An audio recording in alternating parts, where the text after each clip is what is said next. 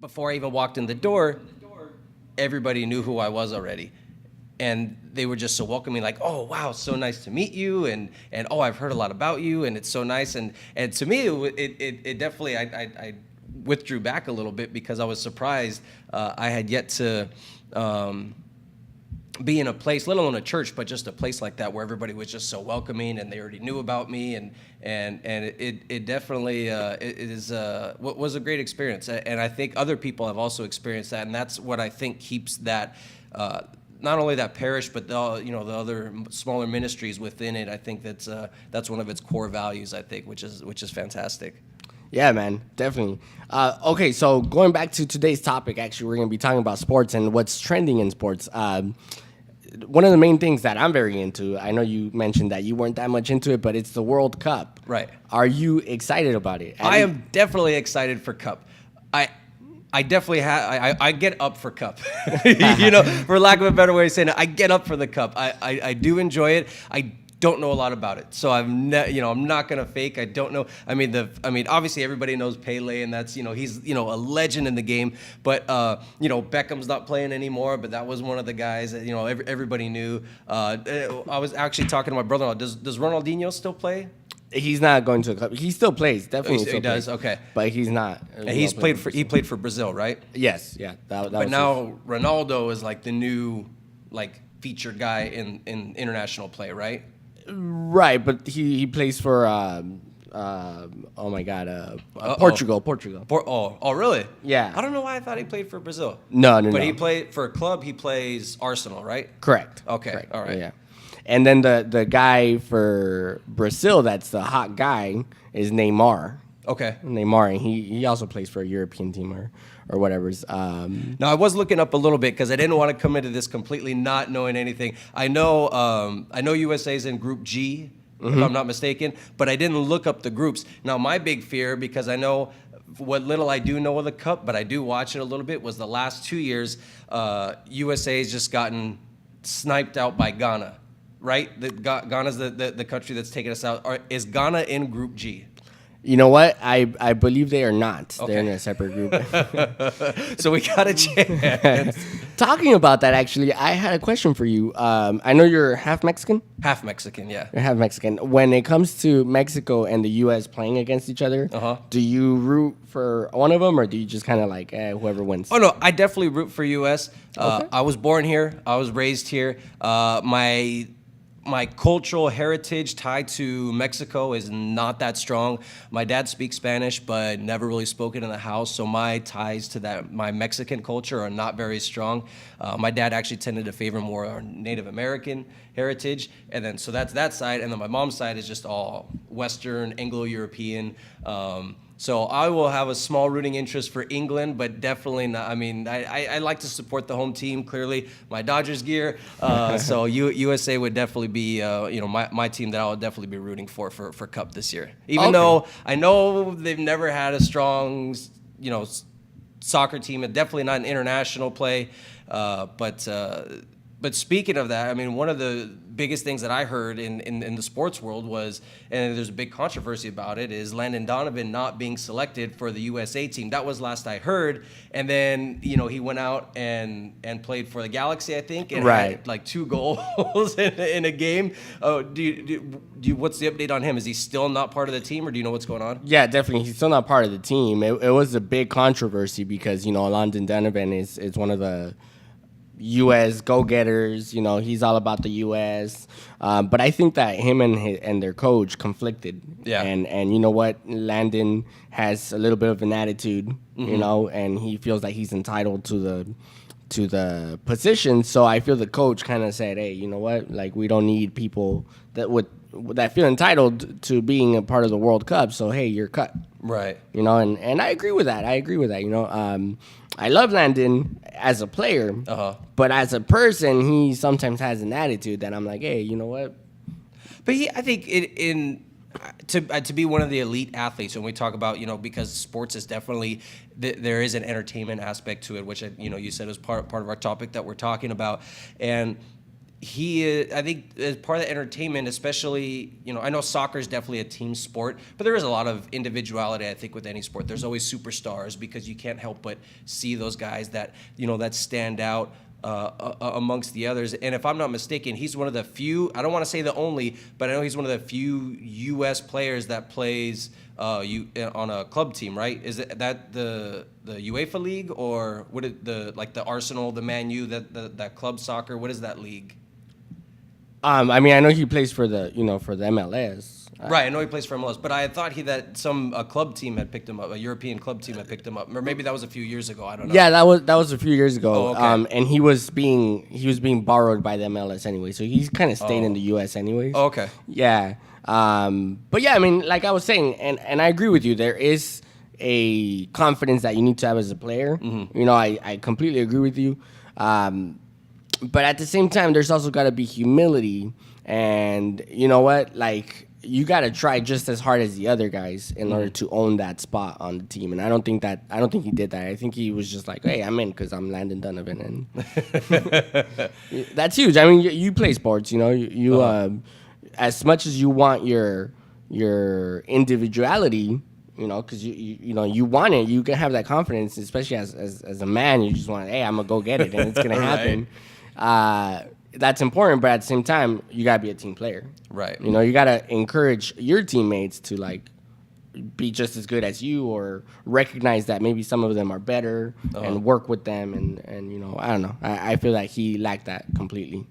So speaking of teams, who is just again? I don't know much about going on with Cup. I know Brazil is usually a hot team, but who's favored going into Cup this year? I mean, it's in Brazil. That little I do know, but any idea on who's favored, or if not, who's favored? Who do you like going in to the? And we're like 10 days away from starting the tournament or something like that. Yeah, 10 11 dadays. We're 10 days away, man, Yeah. and you know what? I'm very excited.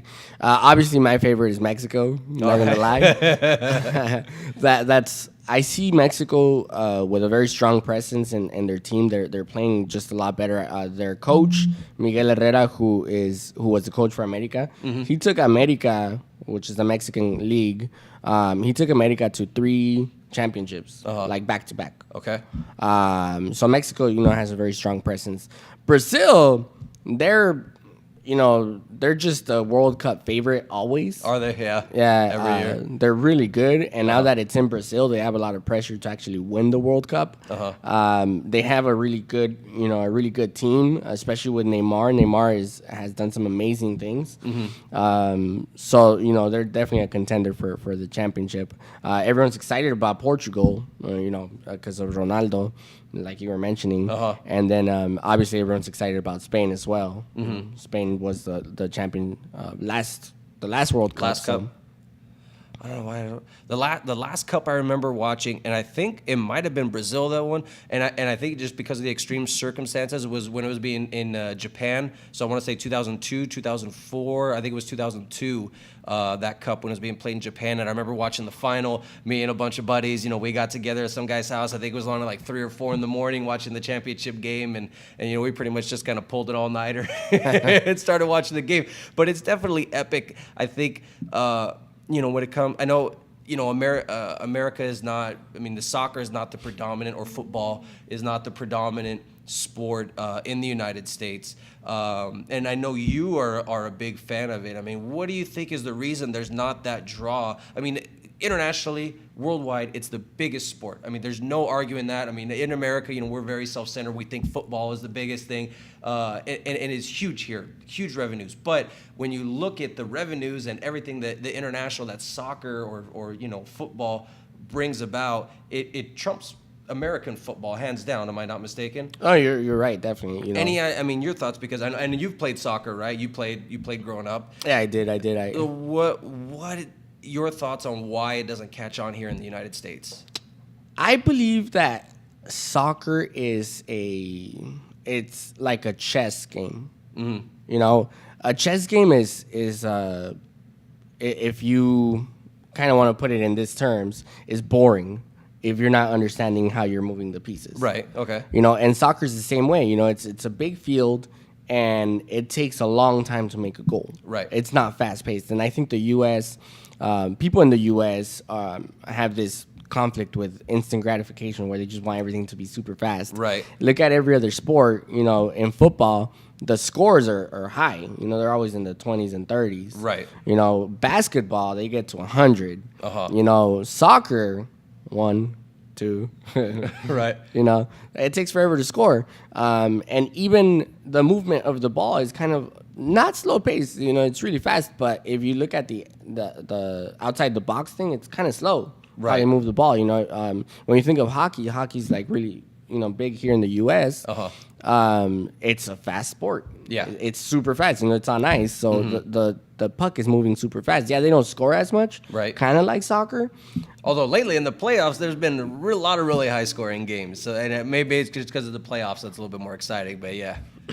Yeah, but soccer it's more on the slow paced type of game, but you have to understand it. Right. And then if you also got to think of the fact that here in the U.S., the economy is a little bit better. So kids have a lot of options, where in other countries, it's the only option. Right. Soccer is the only option. That's all you play. You just need a ball. You just don't even need a pair of shoes, really. You just need a ball and a field. Exactly. Oh, that's where I was going. And a field. In order to play football, you need a football field. Right. Which is very available here in the U.S. Right. Not available in other countries. Okay. Baseball, the same thing. You need a field. You need equipment. Right. With soccer, I used to play soccer with basketball. Yeah, it would hurt my feet, but that's okay. Right. And that's a big part of I think why soccer's not that big here in the U.S. Another reason is marketing. Okay. I think because big companies don't know how to make money on soccer. Okay. They don't promote it. Right. So there's 45 minutes of playtime, 15 minutes of rest, and 45 minutes of playtime again. Right. And then whatever extra time, or what's the right term for the extra time? Extra time. Okay. Yeah. All right. Yeah. And where do you put in your commercials? Right. Good. Really good point. Really Yeah. good point. I never thought of that, but yeah, you're absolutely right, because the action is nonstop. Exactly. Right. Exactly. So you can't put in commercials. Then I don't know if you've noticed. I don't know if you've kept up with games or whatnot. They try to put in visual commercials. Right. Within the game. Right. It's not the same though. Right. It's No, just- it's not, because that's what those advertisers do. They sell those products. The Super Bowl ads. How many people? People say especially women, but let's face it. I think the commercials are pretty dang cool on Super Bowl Sunday too. But like you said, that seems to be even more of a draw than the game itself. But you're right. I never thought about that. That's actually I think that's a very valid point. But the same thing too. I think you said about companies not knowing how to advertise or sponsor teams. And I know like the European League is definitely different too. They put the sponsorships on the jerseys. Right. And I know NBA is talking about going that route, and there's a lot of purists who are not really about it and stuff like that. But I think that's one of the great things about soccer. That's one of the things I like. I'm not a big fan, but we were talking the other week, and I really got excited about Cup coming up. I just happened to be lounging around a couple Saturday mornings. I usually wake up pretty early. I'm waiting for the kids to get up, and so I'm flipping through, usually trying to find sports on a Saturday or Sunday, and it was one Saturday, and I don't know. I think it was the European League, because I think it was West Ham that was playing. I know it was a big thing between them and Liverpool, and those aren't club teams, right? Those are. Yeah, they're club teams. Oh, those are club teams. Yeah, Okay, yeah. So they were playing on one Saturday, and then the following Saturday it was Atletico was playing, right, for the championship. Yeah. So were those the same leagues that were just playing on different weekends, or were they different are they differently? Because I don't know enough about European. Yeah, no, soccer. there's different leagues in Europe, and Okay. they play simultaneous to each other. Okay. So a lot of people follow the English league. Okay. A lot of people follow the Spaniard league. There's a league in Italy. Okay. So there's a lot of leagues. There's the Brazilian one that's also very popular. It's kind of hard to keep up with so many. Right. But that was what was really exciting is because there's not a lot of scoring. And I think, the final scores were, 2-1 or 3-2 or, they're really close scoring games. And because there's not, but there are a lot of close calls, when you get a corner kick or when you get somebody centering it and, it's like, oh, then your heart just like stops beating for a second. And that is definitely, I think what attracts us to sports. I mean, there's definitely the competitiveness, I think, not to get, too big on it, but being in a capitalistic country, that, where you want to be a winner, you want to be the best. I mean, that's definitely the attitude and the mantra, I think, definitely being in the United States. And I enjoy that competitiveness. I think it's fantastic. And so anything, but again, I can't get into the regular season. I just Right. I don't follow it enough. I don't even know when it's running simultaneous to basketball or baseball or football season. But I think regardless of what sport you're looking at, anytime the playoffs come around, the quality of play just gets elevated to that quote next level. And I think no matter what sport it is, I mean, even if it's badminton, I'm sure in the playoffs, that level of play just gets elevated and it's just absolutely enthralling to watch. It's really captivating. Yeah, man, and I think in the playoffs, like you said, in any sport, it's that the players have given it their all. They're beyond tired. Mm-hmm. They're like to the point where it's like I can't keep going, but they still do it anyways. Right. And it's like that's the amazing part. I don't know if well, you play baseball, right? I used to play baseball up until I had the kids. I was playing even like after high school. I was playing Sunday leagues. Yeah. So the intensity of what it is to want to win. Oh, absolutely. Like absolutely. Your body is dead sometimes, Right. And your mind is saying, "No, I don't care." Like, But even play a pickup basketball or a pickup soccer game. I don't know if you still play. I mean, I can't really compare, but even play a pickup basketball. I mean, you just want to win. I mean, I'll just I admit I'm not a good basketball player. I'm not a very good shooter, but I try to play hard defense because that's where I make up for not being able to shoot the ball very well. But yeah, I mean, I just can't help. I can't, for lack of a better term, I can't half-ass it.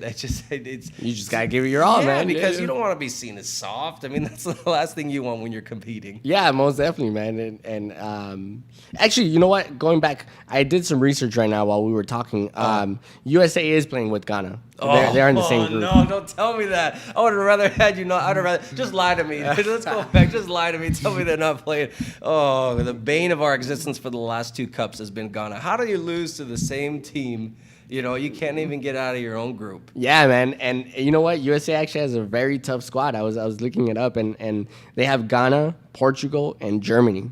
Oh, God. They have a really, really tough squad. So does Mexico, by the way. Mexico, I was going to say, they're in the same group as Brazil, right? Yes. If you talk about, home favorites, that's a tough group to be in. Yeah, Mexico has Brazil, Croatia, and Cameroon. Mexico and Croatia have always, Croatia always eliminates Mexico. No kidding. No, I didn't know that. Yeah. Okay. So Cameroon, they're not expected to do much, but they're not expected to do much, but they've actually kind of stepped up their game. So they're one of those underdog type of teams that we'll see what happens with them. But Mexico, I think their first game is against Croatia, so it's always a big game. Oh wow. Yeah, and then Brazil, Cameroon. That's the first game of the World Cup, I believe. Okay. It's Brazil, Cameroon. Well, what do you think about the choice for Brazil? I mean, definitely, I think with I know it's not a third world country, but one of the things about countries like Brazil is people can't help but note the extremes between the haves and the have-nots. And I know there's a lot of poverty in and around, especially Rio de Janeiro, but that's like one of the huge, draws, with the big Jesus, on the Mount.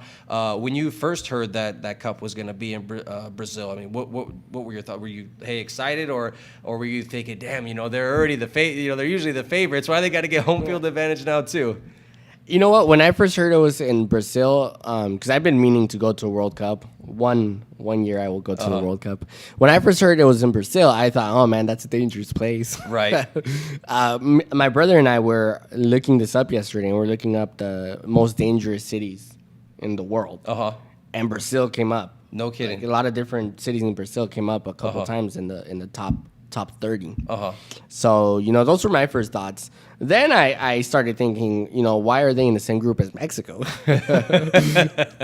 That makes no sense, man. I want Mexico to win, and, Brazil has a lot of pressure to win. I don't know if you remember this, but a few years ago, Brazil didn't make it, and one of the team members, one of the players was shot to death. No kidding. Yeah, because they didn't pass on a game. Oh, wow. That's how serious they take their soccer. Wow. Yeah. Yeah, no, that's definitely, when you see all the stories about riots and things like that. Another one of the reasons why I think the American sports kind of fails in comparison to the huge draw and the passion of soccer fans, because you hear about those riots. I mean, who gets that passionate about sport? I mean, people get passionate, but don't want to start a riot or start looting or a fire. I mean, that's crazy. Yeah, man. I have a cousin who is who's a big member of the LA riot squad for the LA Galaxy. Okay. He invited me to a game, and they're doing their chants. And they're getting super intense about it. And I'm like, oh man, this is soccer, yeah. Right. And I could imagine how much they do it in Mexico or other countries where soccer is even bigger.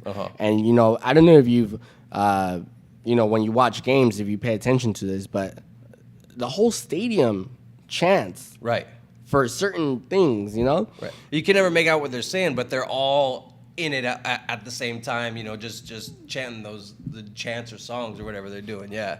And the cool thing about it is that it's the fans that are making up the songs. It's just the fans. Like when you go to a basketball game, when you go to a baseball game, and you hear the whole stadium chanting, it's because the keyboard or the DJ behind the scenes is actually playing the chant, and everyone just wants to go along with it. Right. It's not a fan thing that they're actually coming up with these lyrics and these things, and it's just like the intensity of soccer is it's to another level, man. Right. And talking about basketball, what did you think of this whole Donald Sterling? Oh man, he opened a can of worms there. There's lots of different aspects to this. I mean, the guy, his comments were definitely racist. There's no getting around that. I think there's no place for that, not only in athletics, but in anywhere. I mean, there's just no room for that attitude or those kind of things to be said. Was he baited into that conversation? Yeah. Was he, I don't know the laws of California where, if it's legal or not to, have a wiretap unless you've got a warrant or something like that. So there's definitely laws against defamation, though, right? Right, defamation of character. I think so, but at the same time, the cat's already out of the bag. It's too late, and I think the NBA had no choice but to take a stance on it. They could not afford to be seen as supporting or at least allowing this guy to continue to own this team, because let's face it, I mean, the predominant players in the NBA are black. And the predominant fans are probably black as well, because this just, that probably, coincides with it. I like basketball. I'm not a big basketball fan, but, I'm hometown. I like the Lakers. I know the Heat and San Antonio are in the finals right now. And, but there's definitely no place for it. And I think, I was interested to see if the Clippers or the Warriors or whoever, if they were really going to start boycotting games. They all threw their shirts down, right? That was like one of the... Yeah, and they wore their warm-ups inside out. And I thought, that's it's a gesture. I mean, I think it definitely shows a sign of unity. But it's... Yeah, there's not. I mean, there's no room for any language like that. I don't think in sports or anywhere else. And I think it's definitely probably the best thing that he's going to be selling the team. But yeah, I know some people like, well, is it fair still? I mean, the guy's basically turning like a 300 or 400% profit on from what he bought the team for. I don't know. And that's where I was gonna go, because I feel it's a little bit unfair towards Donald Sterling. First and foremost, I think it was Magic Johnson that said it. I forgot who said this, but they're not paying attention. The NBA is not paying attention to the reality of what the things are. Somebody did this to him. Right. He's made comments like this before. Right. And they've done nothing about it. Right. So it really seems like he was set up. Right. Like, honestly. In regards to his comments, he's an old guy. Like, he was just kind of talking. He had a senior moment, I think. Right. Right? Like, he was just diagnosed with Alzheimer's. Okay. Yeah, I heard they classified him as being mentally incompetent or something like that. I didn't know if it's Alzheimer's. I haven't really caught up on that, but yeah, he was just diagnosed with Alzheimer's, and it's just like, okay, at what point do we say, hey, you know what? Like, he's just an old guy. Like, right.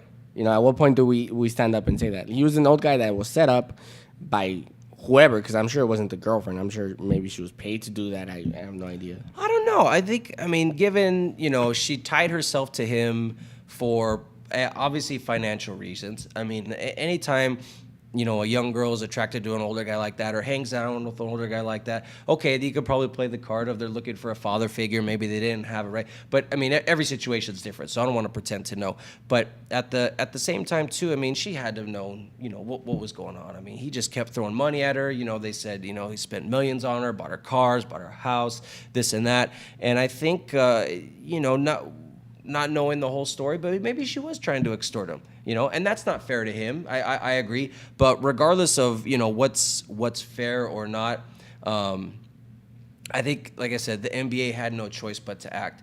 And I think that's what I'm saying. So right. Why act now? He's made comments like that before. I agree. So what was the difference? What was the? I think it's society that's changed. I think it's definitely we've gotten to a point where comments like that, there's just no room for them, anymore. Whereas I think, we've always lived in a racist society. That, there's no getting around that. And I know that a lot of the racial thoughts that we have as people are, kind of taught to us from older people like Donald Sterling, or maybe not that old, but, people before us. As much as we try to be colorblind, I mean, there's always stereotypes and stuff like that. So I just think people.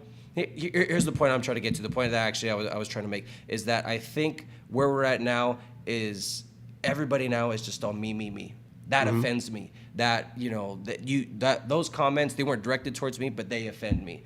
Even and it wasn't just blacks. He did definitely specify blacks, but I know he was talking about minorities as well. His whole history with his housing developments, how he was singling out minorities and trying to get them evicted, he's basically a slumlord, for lack of a better word, but.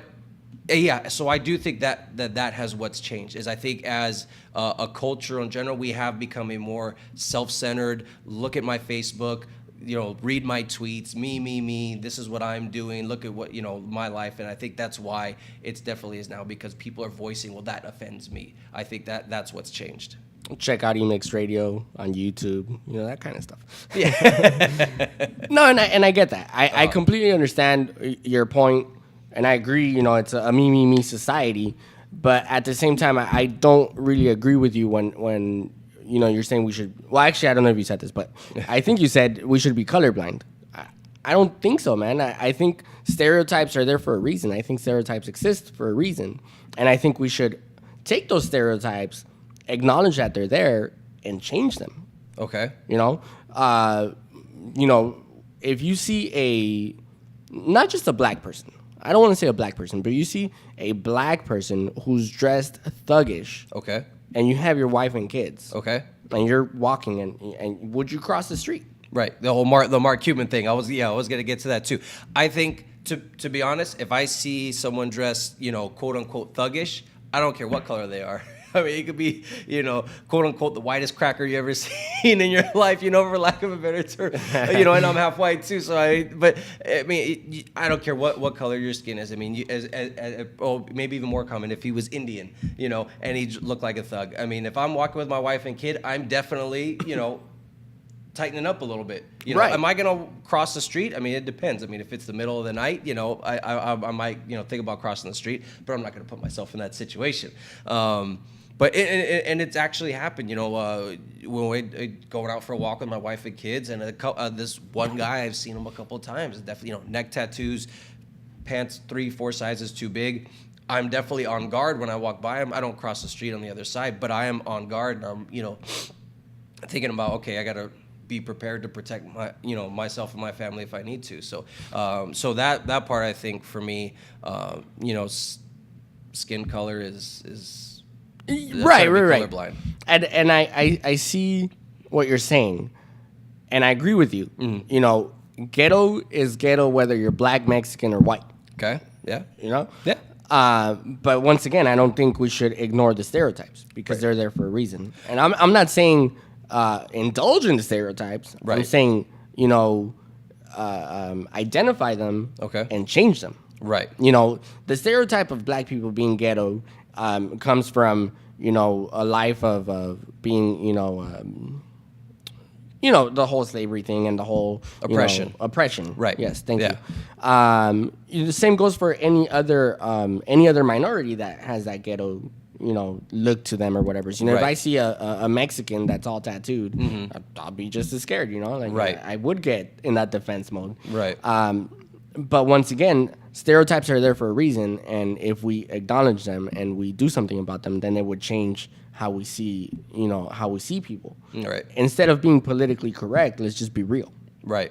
And that's what pisses me off in today's society, that everybody wants to be politically correct. Yeah, I'm not a fan of being politically correct. That's definitely not my forte. I don't.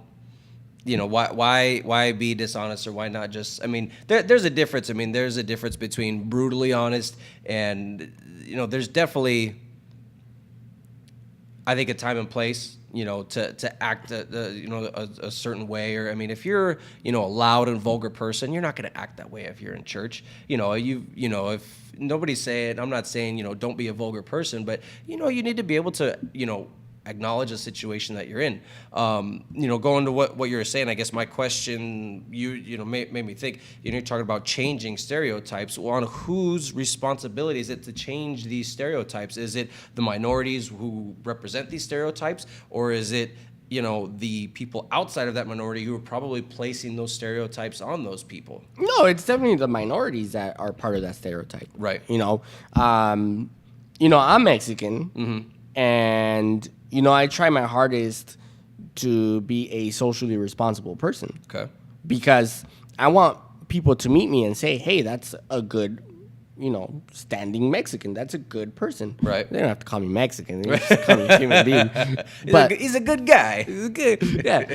And, if I played to the stereotype and, I dressed all hood and, all gangster and, had the tattoos, I'm responsible for that. Right. I made the choice to get tattoos. And if a cop stops me based on tattoos, he's like, hey, I'm not going to complain because I'm the one that made the choice to get tattoo and cover my, look like a gangster. Right.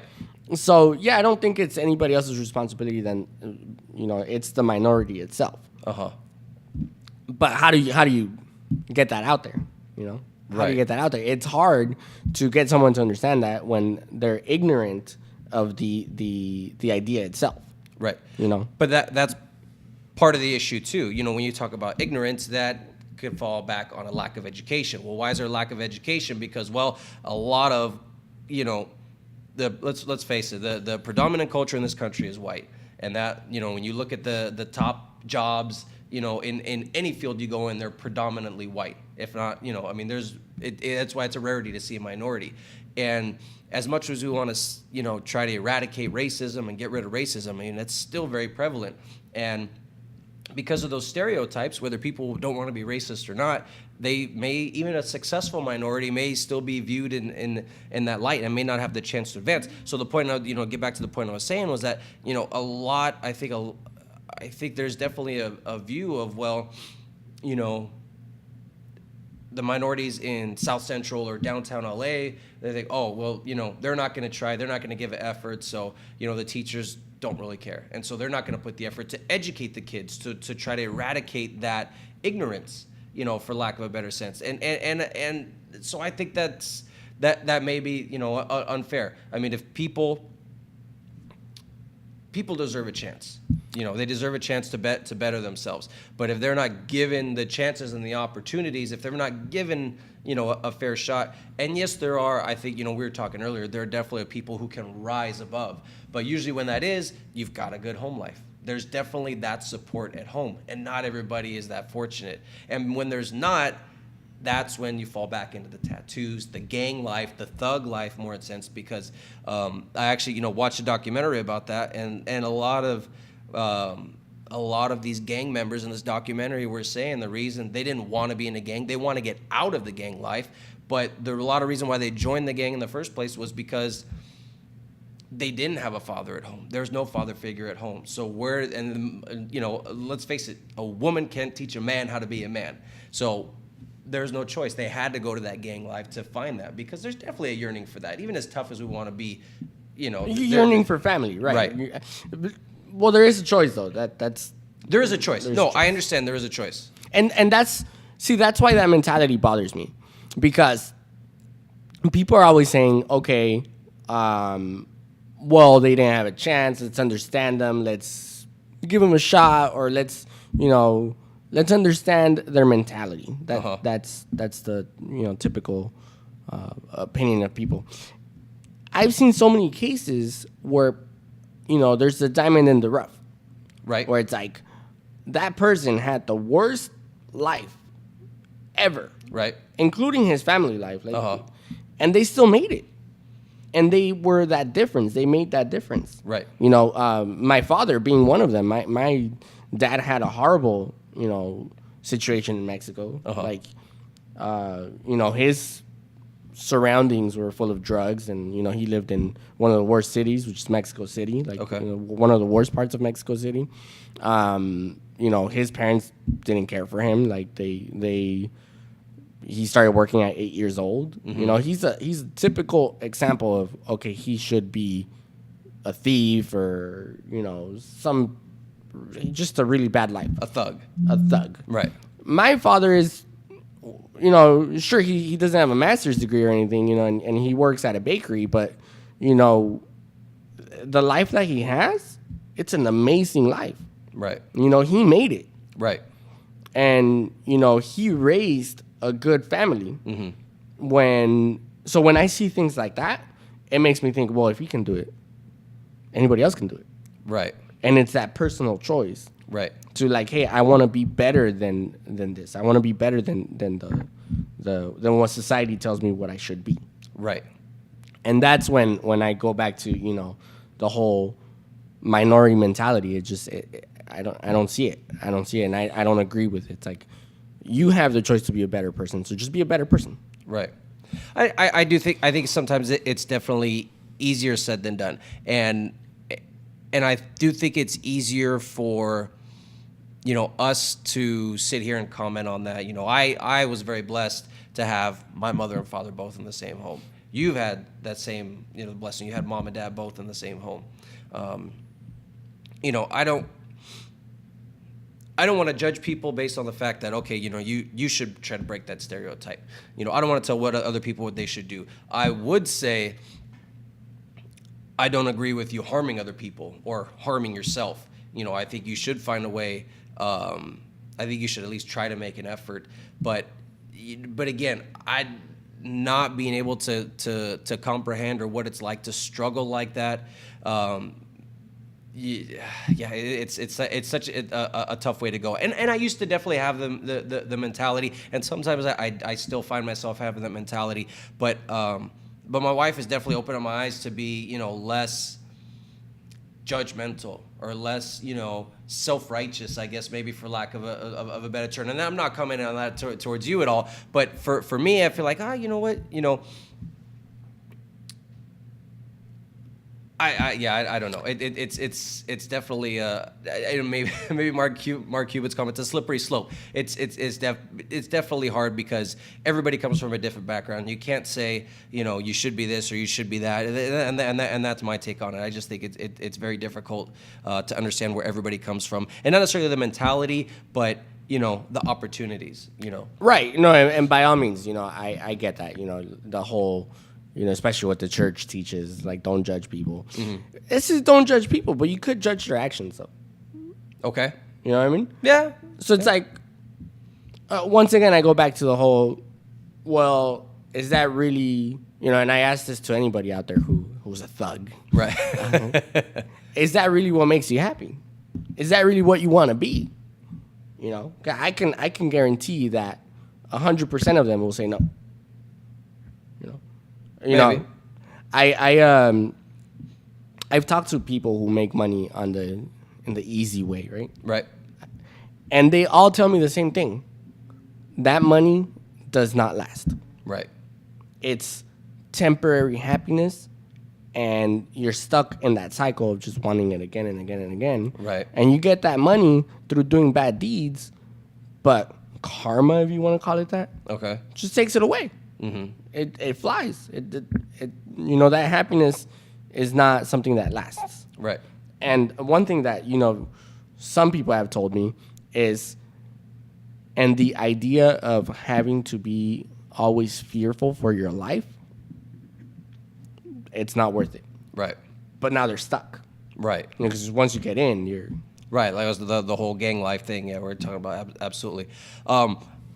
I want to bring it back because I know we set our topic for tonight. We're talking about sports and entertainment, and I go off on any topic. I don't care, whatever you want to talk about. We're just here having fun. We're starting here, Emix Radio, Monday nights 8:00. Make sure you keep tuning in. But going back to as far as money, chasing the money. A lot of the professional athletes. A lot of people say the contracts, the kind of money these guys are making are just ridiculous. And as a result. And I don't care what sport you're talking about. But I think predominantly, I don't know enough about soccer salaries, but I know that in the American sports, the salaries are just getting ridiculous. Ticket prices are going up. I was at the Dodger game this weekend. I took the wife and kids, and it costs $12, $13 for a little beer. The $6 for a hot dog, and That's ridiculous. The salaries and stuff are getting outrageous, but the demand is there. It seems as though the fanatics, the nuts out there are willing to pay. Do you think that these athletes are being overpaid, or is there definitely value to the entertainment? We said we're talking today about sports and entertainment.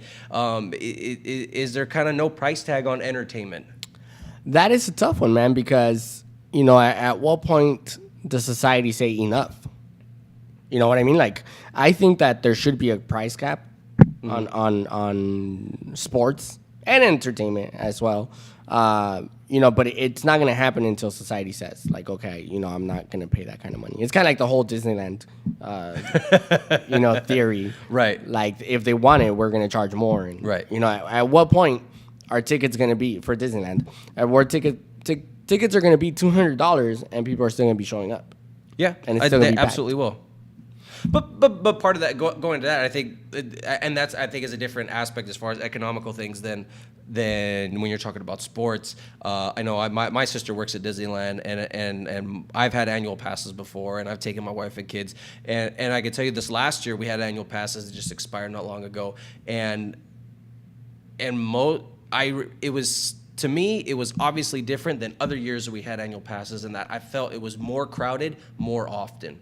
And I think that's part of the reason, and I think I've heard that, is that the reason why they're raising ticket prices is to try to make it where fewer people are going, so that the people that do go can enjoy the park instead of just maybe getting on 2 or 3 rides because it's 2.5 hours for every line. I understand, part of that mentality. But no, and I agree with that. Like, I'm not saying they shouldn't raise the prices. They should raise the prices. Right. But what I'm trying to get at is, at what point do people say, hey, you know what? Like, I'm just not going to go anymore. Right. It's the same for sports. You know, when I wanted to go to a game. No, I went to a game. It was a Galaxy game, and I got in and I paid $20 per ticket because of my cousin that I told you about, the whole LA Riot Squad. Right. You know, he had cheaper tickets. Uh-huh. Yeah, he was trying to fill seats or something to that effect. But I looked at the regular prices, and like regular price for a game was like $60 Wow. for soccer. Right. In the U.S. Hey, don't put it down. I mean, don't put down soccer. I was like, no. And you know, I couldn't believe it, and the stadium was packed. The stadium was packed, and it just it gets to me because, you know, big companies only go as far as people let them go. Right. You know, if they obviously saw that nobody was showing up, then they would lower their prices. Right. You know, same thing for, you know, paying the players. If people weren't showing up to the games, then companies would have to lower what they pay the players. Uh-huh. But you know, I don't see that happening, and especially, you know, our world keeps getting more and more overpopulated, so people need to be entertained. Right.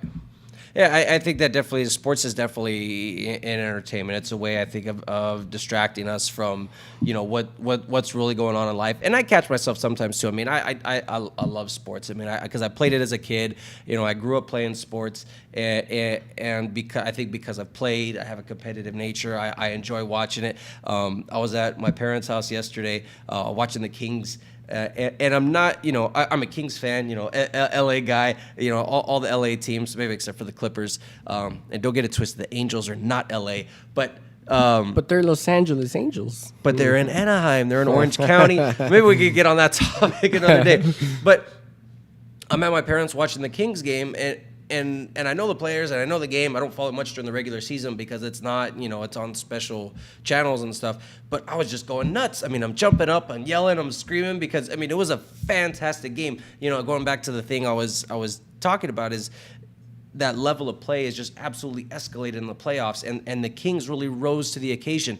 You know, I don't know if you follow much of the hockey playoffs. I don't. But so this is the third round of the playoffs, and so this is the third round in a row the Kings went to a Game 7. In the first series, they played the San Jose Sharks. They were down 0-3 or 3-0, however you want to look at it. Anyways, they lost the first 3 games. They came back and won 4 in a row. They played the Ducks in the second round. Got you, Anaheim. They came back. They were up 2-0, down 3-2, and then they came back and won in Game 7. And last night they won not only in Game 7, but it was an overtime goal, and it was just the entertainment value was absolutely there. Because I think even if you're a modest fan, if you were to watch that game, I mean, it's gut wrenching, it's exciting, it's exhilarating, it's everything I think that we like about entertainment. It's like watching a good movie, except for this is real life. This is the reality TV, and I enjoy everything about that.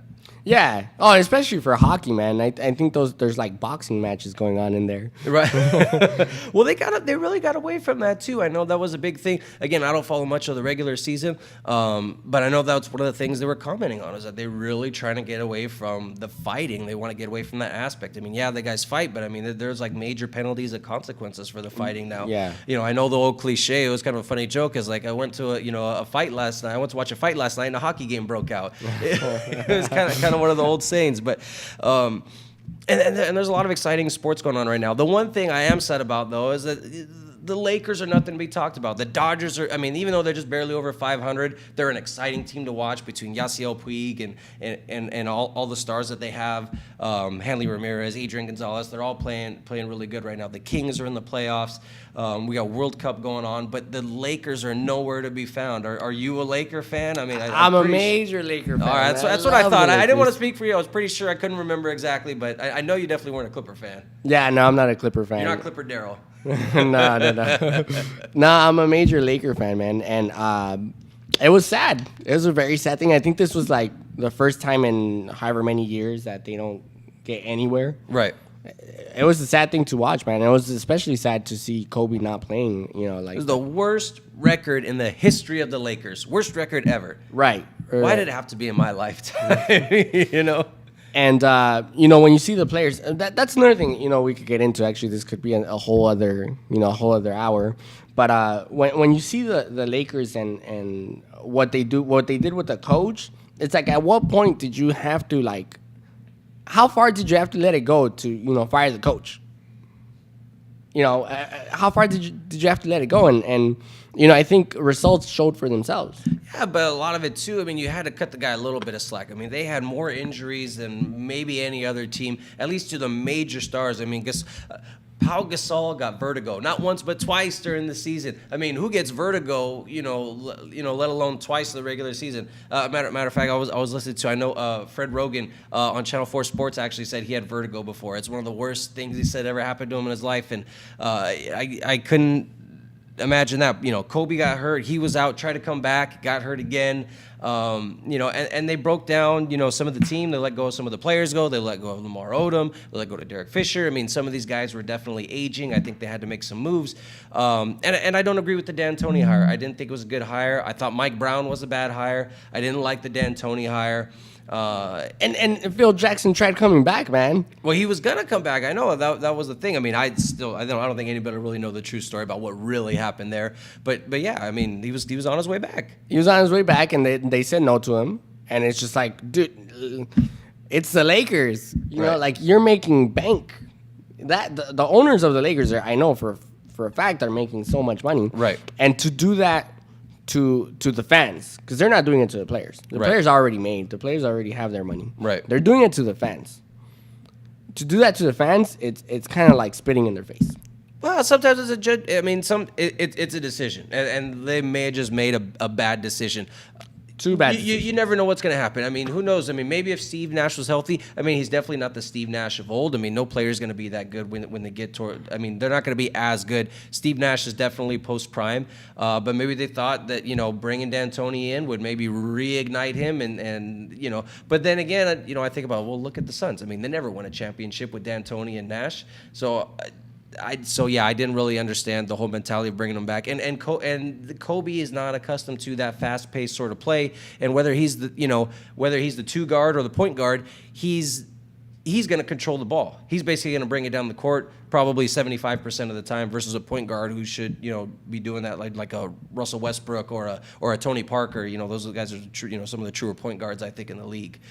And you know what? Talking about Kobe, you just mentioned something. That's where that confidence we were talking about earlier, that's where I understand it in the game. Yeah. He keeps the ball, but he makes things happen. Right. Hey, keep the ball, man. Continue. Do what you do. Right. You know what I mean? Sorry, I just had to make that comment. No, I got you. Now, what do you think, we're on the topic of Lakers, and if we get any comments on this, I'd love to hear what people think about it, but I mean, there's two big names that are out there that people think the Lakers are at least have a chance to get. Some people say it's delusional. Some people say, hey, there is a chance. But, LeBron's going to be a free agent soon, and Carmelo's going to be a free agent.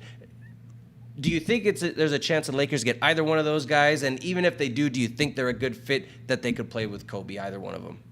That's a tough one, man, because, they say Kobe's hard to play with. Right. So, and especially having two very individualistic players added to another individualistic player. That's a very tough match. I'm not sure that it would be a good fit. Right. Because the way the Lakers are structured, it's kind of around Kobe. Oh, absolutely. There's you can't deny that. So bringing in two players that would want the attention for themselves, it would be hard to tell them or hard to instruct them to, hey, you know what? This is a Kobe team. Right. Not that I agree with that completely. It's not, obviously, it's good to be a team player. But once again, like I was saying, if the guy's bringing results, you just give him the ball. Right. So that's a tough. But I think one of the things I think, although I don't think the move will ever happen, but I think LeBron in Miami has shown that he definitely can disperse the ball. I mean, he's up there in the top of the league in assists. And when I know they've been trying to conserve Dwayne Wade because they're saying his body's breaking down a little bit, and when he needs to take over a game, he can. But when he needs to disperse the ball, I mean, he has no problem getting assists. That's for sure. But going back to the Kobe thing, I think It definitely takes a certain type of premier player that could play alongside him. Because, I mean, let's face it, Pau Gasol was a monster when he was, playing in Memphis. He was a huge player. He was pretty much the stud on that team. Then he comes to LA, and I think he did kind of play second fiddle to Kobe Bryant, but he was okay doing that. And look what they did. I mean, they won two championships together. Yep. And they went to three finals for sure. They lost the first one to Boston, but then they won a couple against the Magic and then Boston again. But it's tough. And now D'Antoni's gone. Any thoughts on who would be a good fit for a head coach? I mean, because that's really what I think their next move is. I don't know if they're going to do it before the draft or not, but any thoughts on who you like as head coach? Oh, man, that's a tough one. Phil Jackson's out of the question already. So. Oh, yeah, he's he's out of the picture. Yeah, no, man, I have, I've put some thought into that, and I really don't know. I don't have an answer for you. Yeah, I think it would be tough. I think it depends on what they're going to do in the draft. That'll definitely be a big indicator. But big name I like I haven't heard a lot of people talk about anyways is George Karl. Used to be the coach for the Denver Nuggets. I wouldn't want to see Carmelo come to LA with him. I mean, I got a buddy of mine who's a big Melo fan, but I think he's a black hole. I mean, he's absolutely one of the most ridiculous, purest shooters in the game. His talent is off the charts, but you give him the ball, you're not getting it back. The same thing kind of could be said for Kobe, but you know what? Kobe's got 5 rings. Yeah, man. That's what I was saying earlier. Yeah, and I agree with you with the whole Carmelo thing, and that would be a tough lineup. One of them will have to kind of put themselves down. Right. And Kobe's not going to do that. Right. He's definitely not going to do that, especially coming back. Yeah. He was injured like for 2 seasons, and once he comes back, he's gonna just want to take over completely. Right. So I don't see Carmelo. He's got to get that Jordan number. He's got to get that 6 at least. I know he at least wants to tie him. At least. Yeah. Even Jordan himself said it. Like if there's a player right now in the NBA that can match Jordan or even beat Jordan, he said it himself. Like that's Kobe. Right. So I think LeBron's getting there though. I would definitely have been a LeBron detractor for a long time, but you can't deny his athleticism. I just think the guy's a freak. He's just absolutely phenomenal. Matter of fact, I'd be interested to see. I know he played football in high school. I mean, I would really be curious to see what he would have done in the NFL. I mean, I think he would have been, probably maybe not maybe a wide receiver. Could have been a premier tight end. I mean, who knows? That's he's gonna bust the Michael Jordan, man. Yeah, who knows? Michael Jordan. He played baseball, football, and basketball, right? He tried something else. I don't know if he tried football, but I know obviously he did the baseball thing. And I was watching a documentary about that. ESPN did a 30 for 30. It was called Jordan Rides the Bus, I think, or something like Mike Rides the Bus, something like that. Because in the minor league baseballs, they don't travel on the planes. They take the bus from city to city because they're on smaller budgets. And a lot of people thought it was a joke when he started, coming out for baseball. But what a lot of the people were saying in this documentary was that he actually had really good fundamentals. Obviously, he had played baseball as a younger kid, and then basketball was obviously probably the better choice for him. But a lot of people said that if he had a couple of seasons, he may have had a chance to make it, in Major League Baseball. He probably wouldn't. He said he wouldn't have been a star like he was in the NBA, but he might have been able to make a Major League roster. So, I mean, when you have, that kind of raw athleticism, I think it translates to everything you do. Yeah, and I was kind of upset that so many people judged him for that. Uh-huh. It's like, hey, if I had that much money and if I had that much power, I would try to do everything that I can. I would go at, especially, I'm an athlete. I was an athlete. And, I used, back in high school, back in middle school, I used to play, football, soccer, basketball, and I was good at all of them. Mm-hmm. So if I made it to the top, I would go for it, man. Right. How about yourself? Baseball was my thing. I played baseball as a kid all growing up. I never really got into, I played pickup basketball at school. That was pretty much the only sport you really play. I mean, was never big on tetherball. I wasn't gonna be a professional tetherball player, but yeah, I love baseball. But you know, and then we played, you know, football at the park. You know, no pads, just, you know, tackling the crap out of some guy, hurting your shoulder, or this and that. So I mean, I love sports, but I think if I had that kind of freakish, raw athletic ability, I mean, I would look at playing two sports. I mean, Deion Sanders, Bo Jackson, you know, I don't think, the way sports are now, I don't think we'll ever see another player like that again, across a two-sport player like that. It's just, you know, everybody is so concerned with protecting themselves and making sure they don't get injured. They got to make that paycheck. You know, they got to, you know, they got to earn their paycheck for the entertainment value. I don't think we'll ever see another a two-sport player like that again, which I think is sad. And you know, I would have loved to have seen what Bo Jackson could have been. I mean, the guy was a freak, you know, and he had, you know, a unfortunate injury that ended his career, and you know, before he could really see what he could have really done. I mean, he may have been. I think, you know, he's probably one of the greatest athletes, you know, of all time. I mean, to be able to play two sports like that and to be able to be so well and compete at such a high level like that, it was just amazing. Talking about injuries, man, I don't know if you caught this, but did you by any chance see the Mexico game?